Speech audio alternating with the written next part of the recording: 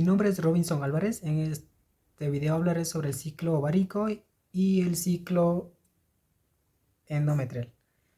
El ciclo ovárico constituye una serie de cambios fisiológicos repetitivos y cíclicos que afectan al sistema hormonal femenino, a los ovarios y al útero. Este ciclo tiene una función o la misión de preparar el cuerpo de la mujer para un futuro embarazo. Se distingue en dos fases, una fase folicular y una fase lútea. La fase folicular, la primera fase llamada folicular, comienza el primer día de regla y termina en el momento de la ovulación, que es en el día 14. Y se llama folicular porque se desarrolla el folículo de Graf. Vamos a ver el folículo de Graf, donde se encuentra el futuro óvulo. Cada ciclo se selecciona aleatoriamente un folículo que crece hasta alcanzar una medida aproximada de 20 milímetros. Entonces se romperá y liberará al futuro óvulo.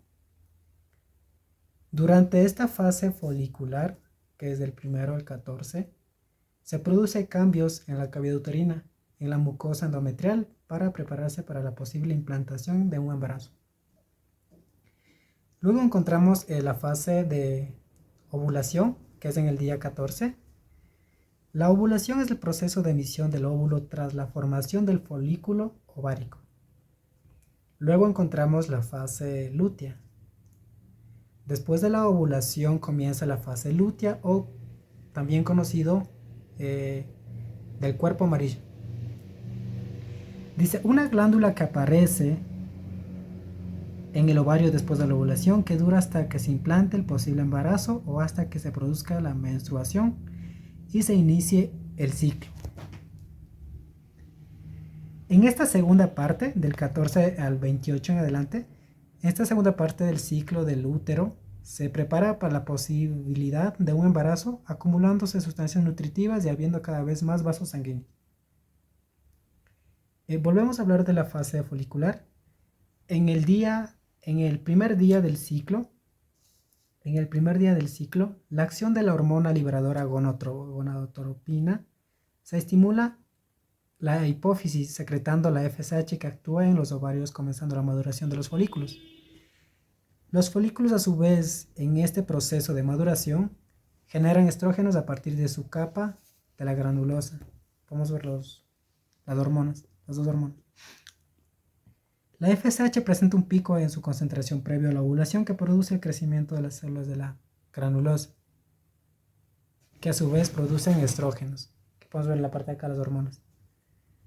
El folículo de Graf, como habíamos hablado anteriormente, está formado en su interior por el ovocito, en el cual se encuentra rodeado por una membrana pelúcida a su alrededor.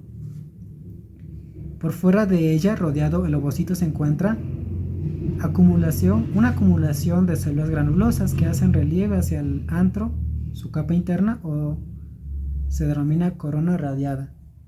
Este conjunto conforma el disco o foro. En la parte dentro del folículo de Graf encontramos un antro, que es la cavidad llena de líquido folicular. También encontramos la teca interna y externa, que rodea la capa de la granulosa. La fase de la ovulación.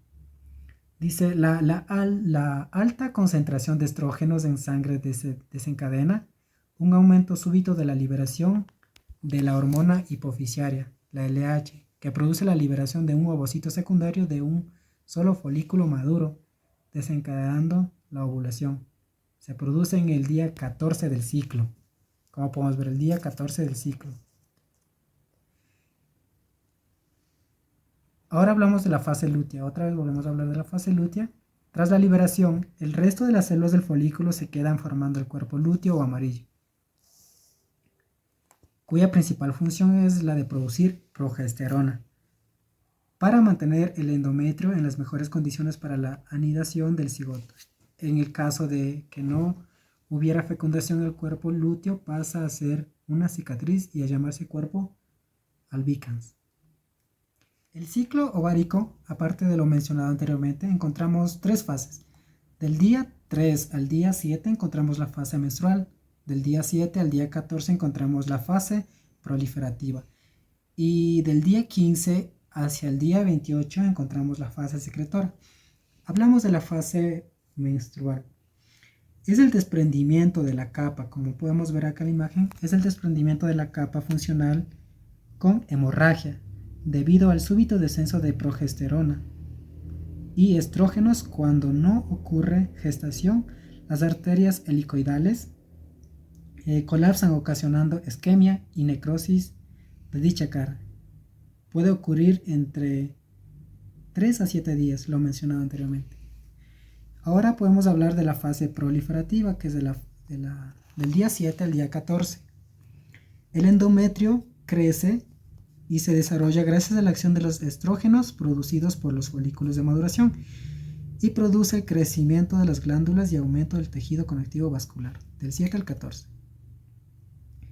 La fase secretora o luteínica, del 15 al 28, se debe a la acción de la progesterona y también a los estrógenos, que aumentan la secreción y tumefacción endometrial.